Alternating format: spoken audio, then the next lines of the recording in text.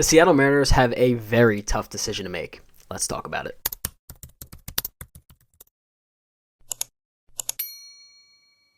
So as you guys can see, our background in the studio is a little different. I am back home. I did recently just graduate college, so this is going to be the setup for a little while, probably the next month or two. But the content is going to still continue, so we have a very interesting topic today, and that is the fact that the Mariners have a very tough decision to make with Dylan Moore. As we all know, JP Crawford has been out for a while. I believe he's missed 25 games now, as well as Jorge Polanco has been hurt the past few series too, and JP should be returning tonight against the New York Yankees. He got his first 2 ABs last night in this crazy comeback win against Clay Holmes and the Yankees where they won 5-4. But with both guys on the verge of coming back, there is a lot of decisions to make around Dylan Moore's playing time. So first, we're kind of just going to go over Dylan Moore's stats so far this season with the Mariners and where he ranks among other players, as well as should he be a full-time starter or should he just go back to his bench role. I must say, in JP Crawford's absence, Dylan Moore has really filled in the role very nicely. As you can see, I'm going to pull up on the screen the chart where he ranks amongst other Mariners.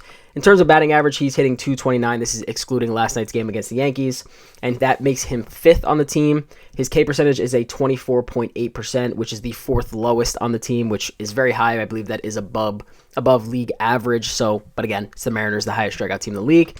His WAR is a .9, which has him 3rd on the team. His WRC plus is a 127, which has him 2nd on the team. And his on-base percentage is a 333, which also has him 2nd on the team. And in case you guys did miss it yesterday, he was actually on MLB Network where they had an entire segment with him. And they did post up the graphic in terms of the highest slugging percentage versus fastballs since the start of 2023. And Dylan Moore is on that list next to some very, very popular names. Dylan Moore is tied with Mitch Garver for a 600 slugging percentage against fastball since the start of 2023. And the only people better than them are Kerry Carpenter, Brent Rooker, Juan Soto, Jose Altuve, Marcelo Ozuna, Aaron Judge, and Shohei Ohtani. So very, very valuable names that he is on the same list as. So truly, it is a very tough question of whether or not we have Dylan Moore be an everyday player. And I'm going to be honest with you and be very transparent about what I think is going to happen when JP Crawford and Jorge Polanco come back. So just to put it very, very bluntly, unfortunately, with JP Crawford and Jorge Polanco coming back, I do believe Dylan Moore's playing time will be minimized a lot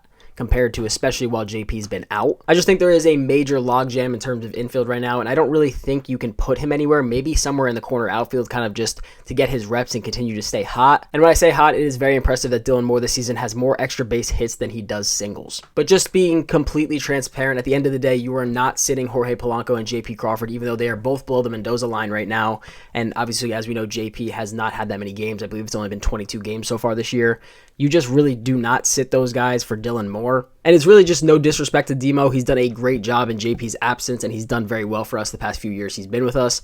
But at the end of the day, you really just can't take out JP Crawford and Jorge Polanco for Demo. I think as of right now, we can kind of put Demo in the role that we all wanted Luke Raley to play, but as we know, Luke Raley's going to be playing every day because he is hot right now.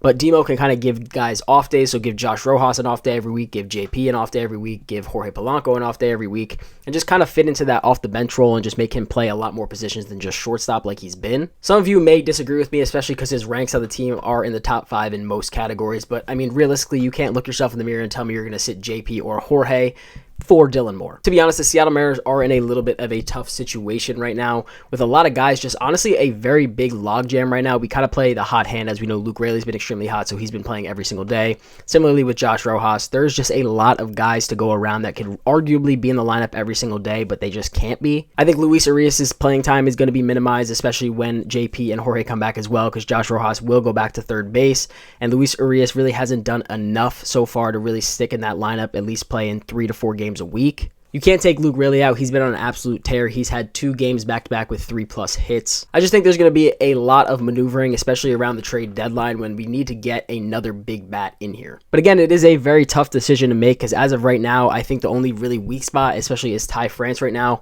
He's not a weak spot. He's doing well enough to be an everyday player, but he's just really not passing that bar that we really all hoped he would this season. So when we approach the trade deadline in hopes to get another bat, I don't really know where to approach because obviously Luis Urias is not getting it done. Ty France is just barely doing enough to say he's getting it done, but I don't really know what the approach is, whether you get a new third baseman, but then again, where does Josh Rojas go? You get a new first baseman. I guess that's really the only opening so far on this team. As much as a lot of you guys hate to say it, Mitch Garver's not going anywhere, especially no matter how much he struggles. He's on a 2-year contract worth $24 million, so he's going to be our DH for a long time, especially the next 2 years. But there really is just so many options the Mariners can do to approach this. It's just tough because there's so many players that could arguably be in the lineup every single day, like a Dylan Moore, but there's just not enough room at the end of the day. And like I said, Dylan Moore has been very impressive in his time in JP Crawford's absence, and he's really done his job. It's just a matter of, 229, while that is good, it's really not going to cut it. We really just need to get bats in here that can produce 250 and above. So I do really appreciate what Demo's done so far, and he will still get his reps, I'm sure, filling in for certain guys, but he will not be an everyday player like he has been. But if you guys do disagree with that, please let me know down in the comments. I definitely want to hear your guys' opinion. It is a very tough question for the Mariners to decide on. But otherwise, I hope you guys did enjoy the video, and I'll see you guys in the next one. Peace out.